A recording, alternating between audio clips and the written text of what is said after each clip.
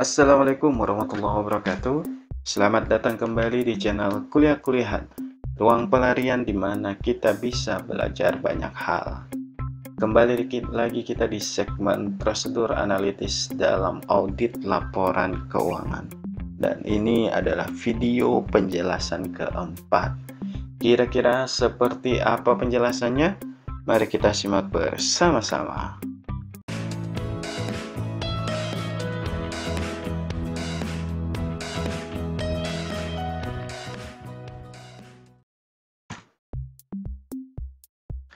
Baik teman-teman, kita lanjutkan tentang understanding the internal control. Di sini apa yang harus kita pahami teman-teman? Sebagai auditor, kita harus memperoleh suatu pemahaman atas pengendalian internal yang relevan dengan proses audit kita. Nah, ini mengacu pada SA 315 paragraf 12. Dan terkait dengan prosedur penilaian risiko, agar tadi kita memperoleh bukti audit tentang rancangan dan implementasi dari pengendalian yang relevan, dapat mencakup beberapa hal. Ini sesuai dengan standar audit 315 paragraf A67. Nah, apa sih yang harus kita lakukan agar kita bisa memperoleh bukti audit dan implementasi dari pengendalian audit internal yang relevan itu? Nah, kata kuncinya ini nih, yang relevan. Apa yang harus kita lakukan? Yang pertama, meminta keterangan dari personil entitas. Nah, gimana caranya? Caranya bisa melalui interview pendahuluan atau wawancara pendahuluan. Kemudian bisa juga melalui observasi atau mengamati dari penerapan pengendalian tertentu. Nah, artinya ini field research lah, kita melakukan proses cek lapangan. Apalagi misalnya menginfeksi dokumen maupun laporan, misalnya terkait kegiatan A, ada tidak bukti kegiatannya atau laporannya? Oh, ternyata ada terkait biaya di situ. Coba kita cek dokumennya, didukung tidak?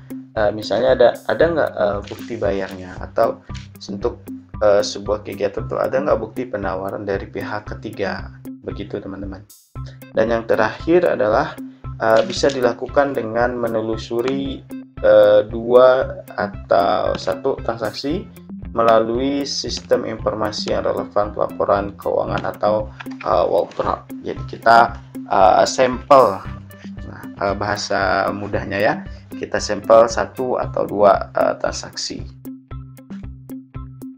Nah, di sini teman-teman, pengendalian internal ini dapat dibagi menjadi dua ya teman-teman, dibedakan menjadi dua. Nah, yang pertama adalah bersifat pervasif atau entity level control.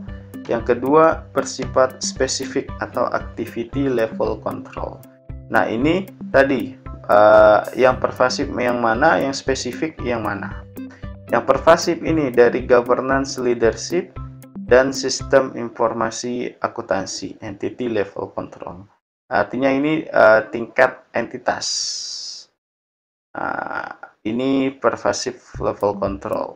Yang spesifik yang mana? Nah, karena ini berdasarkan aktivitas. Nah, otomatis kalau aktivitas perusahaan itu ya kurang lebih ada aktivitas revenue, ada purchasing pembelian, ada payroll penggajian atau pembayaran, ada others atau proses. Nah, ini lebih, kalau spesifik lebih ke sifatnya ini transaksional. Nah, apa sih transaksi yang terjadi di sebuah entitas selama satu periode akuntansi atau untuk satu periode yang kita audit.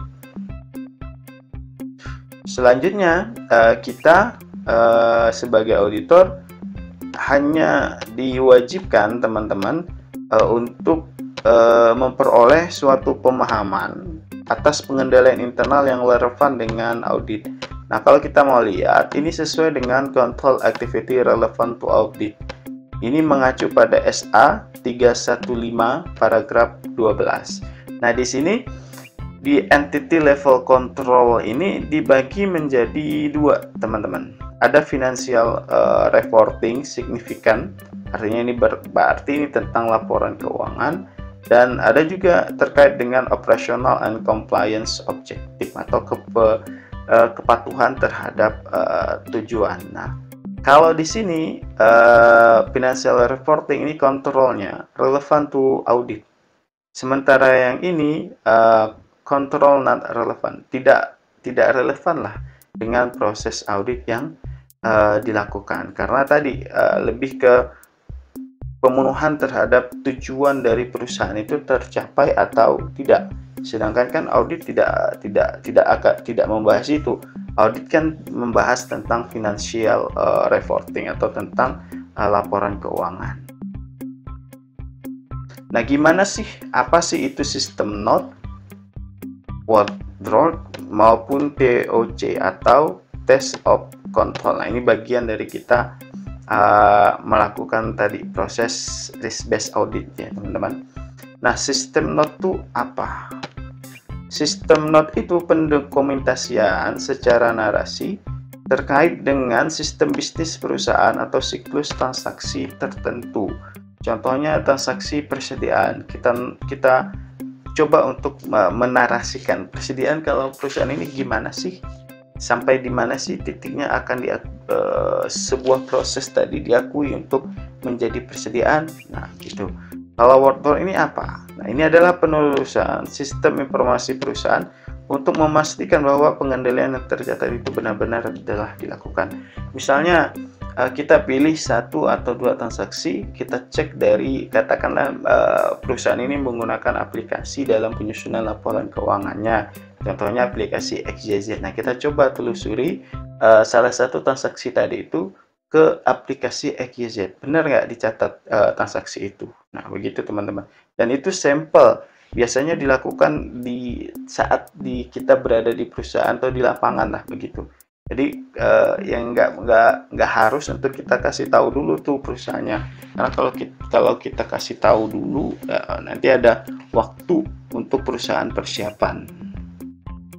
Kemudian ada test all control, pengujian terhadap pengendalian.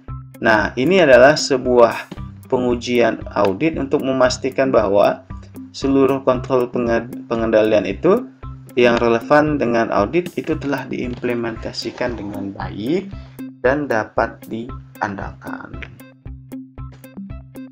Nah, teman-teman, sebelum kita membuat sistem note atau sebelum kita withdraw atau melakukan test all control ini, kita sebagai auditor perlu terlebih dahulu untuk menentukan siklus transaksi yang signifikan yang ada pada klien. Nah, siklusnya apa aja? Nah, biasanya ini teman-teman. Biasanya 4 ini. Ada siklus penerimaan, gimana dia kalau terima barang atau terima uang gimana. Siklus penjualan, kalau proses penjualannya gimana. Siklus pendapatannya gimana. Apakah semua itu diterima secara tunai cash atau ternyata ada yang piutang atau ada yang diterima secara cicilan. Kemudian gimana sistem pengeluaran uangnya. Kemudian pembeliannya apakah dilakukan secara cash atau secara hutang atau non tunai. Nah, seperti itu. Atau ada gimana sih siklus COGS-nya atau cost of goods sold-nya. Selanjutnya siklus penggajian. Nah, siklus penggajian ini gimana? Ada nggak sistem misalnya potongan atau ada nggak sistem reward untuk karyawan yang rajin, atau misalnya kalau telat absen ada potongan 5.000 per 30 menit. Nah, ada nggak itu? Kita lihat di situ teman-teman. Dan yang terakhir adalah siklus penutupan pelaporan keuangan atau financial reporting closing process.